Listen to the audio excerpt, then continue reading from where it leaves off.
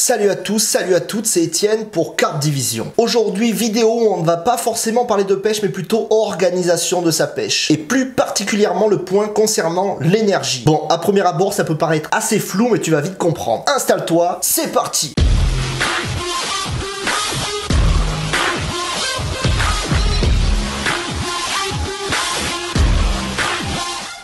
Pour la pêche de la carpe, tu peux souvent passer 2 jours, 10 jours, loin de tes proches, loin de tout, loin de ta maison. En gros, t'es tout seul au bord de l'eau et se pose donc le problème de l'énergie. Pour résoudre ce problème, c'est simple. Faut lâcher un pouce bleu et t'abonner. Une fois que t'as fait ça, il faut réfléchir et faire une liste des appareils qui nécessitent de l'énergie. De mon côté, j'en ai repéré 4 qui me semblent indispensables. Les détecteurs et la centrale qui va avec, la lampe frontale, le réchaud et bien sûr, le smartphone. On va pas passer 10 jours au bord de l'eau sans liker les petits boules sur Instagram. Pour ce qui est des détecteurs et de la centrale, c'est facile. Il faut que tu aies toujours avec toi un stock de piles. Rien de plus simple. Ça a l'air tout con comme ça, mais dis-toi que c'est pas si con que ça. Je suis prêt à prendre le pari maintenant et tout de suite que la prochaine fois où tu vas être en galère de piles, que tes détecteurs vont te lâcher, tu n'auras pas de piles sur toi, tu n'auras pas de piles dans ton sac. À la fin de cette vidéo, tu files au magasin et tu t'achètes un stock de piles et tu les mets dans ton sac de pêche. Tu me remercieras après. Ou maintenant. Lâche ton pouce. Pour info, j'ai arrêté et viré tout ce qui ne marchait pas avec des piles AA ou des piles AAA. Toutes les piles bizarres que je ne peux pas trouver dans le commerce ou que je suis obligé de commander sur internet ou aller dans les magasins de pêche. Tout ce qui marche avec des piles bizarres, ça dégage. Je veux des piles simples, je veux pouvoir les trouver quand j'en ai besoin. Pour la frontale, c'est pareil. Des piles, des piles, des piles, des piles, encore des piles. Pour le réchaud, pareil. Chez moi, personnellement, j'ai un stock de petites bouteilles de gaz. Dès que je vais au magasin de pêche ou dès que je vais en supermarché et que j'ai l'occasion d'en acheter, j'en achète. Je ne veux pas être en rade de café ou de thé le matin quand je vais à la pêche.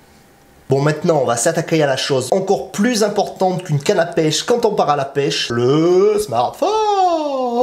Pour recharger ton meilleur ami, ton frère, le sang de la veine, ton Samsung ou ton iPhone, il va falloir des chargeurs externes. Chez Carpe Division, on a un chargeur comme ceci. La référence, je te la mets en description. Ça permet de recharger plusieurs fois ta batterie de portable une fois que tu es au bord de l'eau. C'est super pratique. Et comme ce n'est pas assez, on a choisi d'avoir 2 solutions pour recharger notre smartphone. Parce qu'avoir 2 solutions, c'est mieux qu'une. On a un tout petit chargeur solaire.